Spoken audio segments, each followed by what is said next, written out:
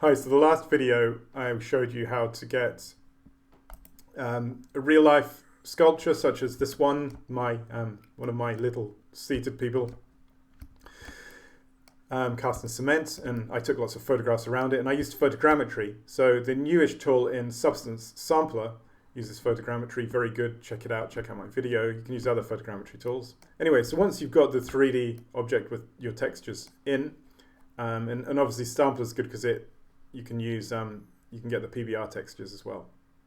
Once you've got it in your 3D app of choice, such as I've got Blender or Max, then you're going to see if it's all okay. So in this case, it's got a lot of faces, 23,000 faces, but it's okay. SketchFab, which we're going to use, holds up with quite a lot of faces if it's just one object. I'm going to show you quickly SketchFab if you don't know what it is. So here's the scene I made quite a lot of years ago now. It's almost 9 or 10 years ago. But this is just before Ready Player One, the movie, came out. So I just wanted to make a kind of structure that looked like the stacks. I'm not really a fan of the movie, but I quite like that idea. It's not made of caravans, this one, but it has a similar look. It was some creative license. But anyway, so as you can see, SketchFab is a kind of Web 3D technology that allows you to look around objects in real time with things like light and effects. And the good thing about this, you can embed this into your website, so you can have these on your website. So in my case, I'm going to have my sculpture, my real life sculpture on my portfolio page. When I show this, I'll add it into the portfolio page of this particular sculpture. So people can look around it in real time. I prefer real life. I'd rather people see the sculpture in real life, but obviously that's not always possible, is it?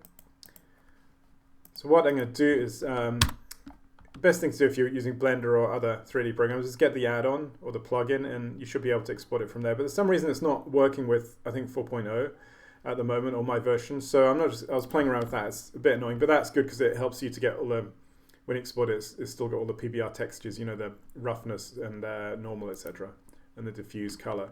But don't worry if you can't use that like me. So I'm just going to select this. I'm going to export this as an FBX. So let me find an FBX. So okay, that's that. And I'm just going to just call that Sith Good. It's called Sith, by the way. It's kind of like the Scottish word for little people. It's nothing to do with Star Wars. I don't want anything to do with Star Wars. Okay, so I'm going to click on that selected objects, and I'm going to export FBX. So I like science fiction. I'm just not a fan of Star Wars. So, well, I love science fiction, but I'm not a fan of Star Wars. Discuss. Anyway, so the next thing you can do is you can go to Upload and drag and drop. So I'm just going to find that file. So I've got a whole lot of stuff going on here. Where is it? Yes, it's in here, isn't it? Yeah, it's this one, sorry. So that should upload, and I'm going to click on Upload. Should do it quickly. I'll just pause.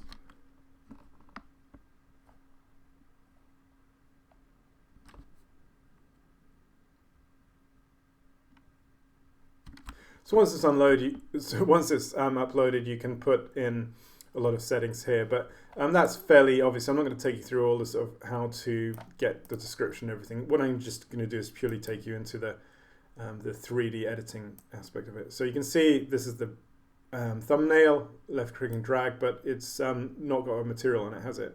So I'm going to go to Edit Settings. It's just uploading the thing. So here you're going to go to Materials, and what I'm going to do is I'm going to import the materials from the sampler file, the things like the roughness, the bump map, and normal. So if I click on Base Color, I'm going to go down, I'm going to get Texture, and I'm going to just click on Import Textures, and it'll allow me to just get all these. So these are the top ones I think are the ones I need. So I'm just going to left click. The other ones from another export. So keep your file clean, obviously. So once that's all uploaded, then I can click, select. So the base color is going to be this one, isn't it?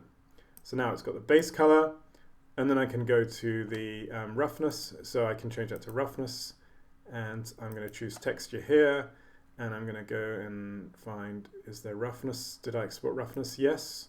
So it's made it, yeah, okay, so it's done that. Let's see if we can get a normal on it. So normal bump map on, and let's click there, and let's go to textures, choose texture, normal map. Okay, so it's done summing. Yeah, but the thing is, in the last video I did say that the normal map was kind of messing things up, so you may want to just turn that off actually. There's so many other settings. You can sort of do subsurface. So that's a new one. Cavity, add a grayscale. All right, okay. There's the backgrounds, the scene. So you can change the background there. You can change it to any color you want, or you can have an environment. You can have an environment map, something like that, with the environment blurred. You can, I'm quite a fan of the color, so I'm going to tweak these settings. Perhaps you want something that's not going to interfere with the actual sculpture itself, so not really a warm color. Although that's might be quite cool looking, it's not going to highlight the sculpture. So I'm going to choose something cool. And again, just looking at the different materials, I'm going to have a look at it, go there, and we can sort of mess around with a lot of things. So we can mess around with the roughness. You can see that the normal's really giving me a bit of problems there. So you don't always need things like the normal. So I'm just going to turn that off. And you can see that's just taken that back to just more of a nice textured model. Okay, and then you go through that and you publish it and you type everything in. I'm not going to show you that. And then you upload it. And then when you've uploaded, you can find you can get the copy it. So let's try and find that actually. So let's go back to the, no, let's not. Anyway, once it's uploaded, don't worry, the instructions on SketchFab, and you'll be able to copy the URL, so you can embed it into your website. And I'm not going to show you that because that's just another thing, isn't it? What I'm going to do now is I'm going to start to work on some of these sculptures. I've got, these are sets of 3, so I'll just probably do one of each. I'm not going to scan in all 3. And I've got another one, which is this one. So I did an ice head one as well. So this is another one of my sculptures that I used substance sampler to get in. So in this case, I'm going to export this little wooden box, this wooden cube that is part of this sculpture, and this is embedded into that. So check out the links, and if you've got any questions and comments, feel free. And it's amazing, you can try your own 3D real-life things and now get them into SketchFab. And SketchFab's free. Most of the features on it, like the look-arounds and getting it on there, is free, so it's a good thing. Thanks so much, and tune into more stuff soon.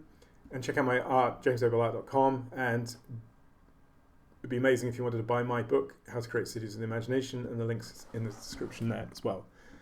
Have a nice day wherever in the world you are, or evening, or whatever time of day it is, and bye for now.